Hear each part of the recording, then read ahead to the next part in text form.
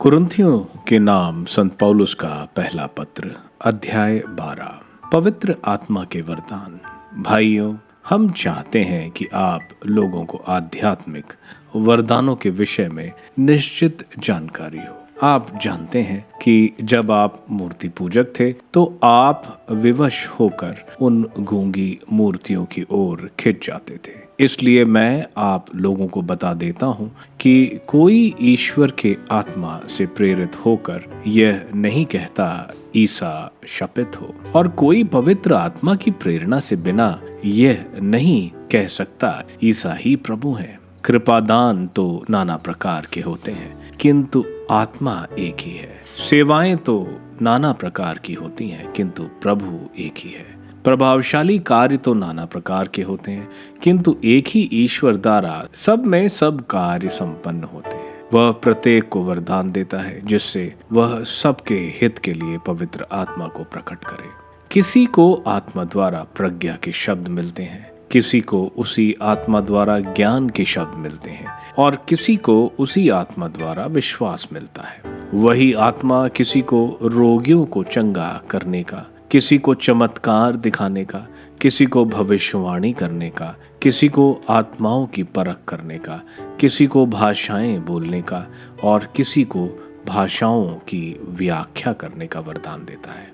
एक ही और वही आत्मा यह सब करता है। वह अपनी इच्छा के अनुसार प्रत्येक को अलग अलग वरदान देता है। एक ही शरीर के अनेक अंग। मनुष्य का शरीर एक है, यद्यपि उसके बहुत से अंग होते हैं, और सभी अंग अनेक होते हुए भी एक ही शरीर बन जाते हैं। मसीह के विषय में भी यही बात है। हम यहूदी हो या यूनानी, दास हो या स्वतंत्र, हम सब के सब एक ही आत्मा का बपतिस्मा ग्रहण कर एक ही शरीर बन गए हैं। हम सबको एक ही आत्मा का पान कराया गया है। शरीर में भी तो एक नहीं बल्कि बहुत से अंग हैं। यदि पैर कहे मैं हाथ नहीं हूँ इसलिए शरीर का नहीं हूँ, तो क्या वह इस कारण शरीर का अंग नहीं?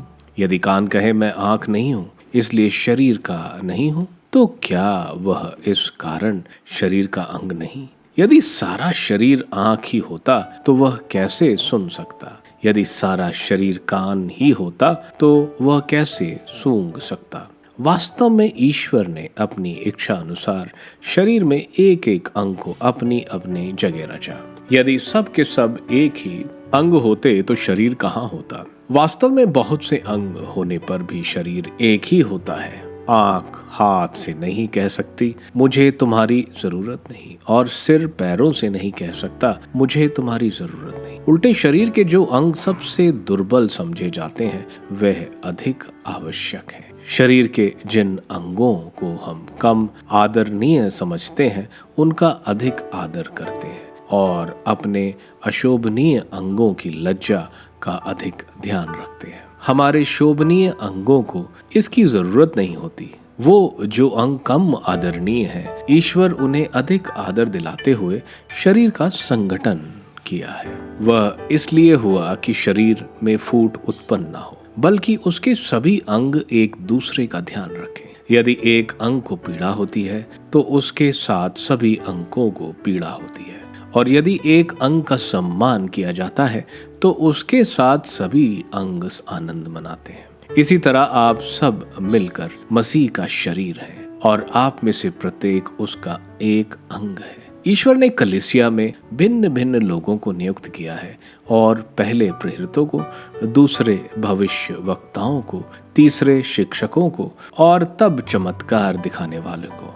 इसके बाद स्वास्थ्य करने वाले, परोपकारी, प्रशासकों, अनेक भाषाएं बोलने वालों को। क्या सब प्रेरित हैं? सब भविष्य वक्ता हैं? सब शिक्षक हैं? सब चमत्कार दिखाने वाले हैं? सब स्वास्थ्य करने वाले हैं? सब भाषाएं बोलने वाले हैं? सब व्याख्या करने वाले हैं? आप लोग उच्चतर वरदानों की अभिलाषा किया करें। मैं अब आप लोगों को सर्वोत्तम मार्ग दिखाना चाहता हूँ।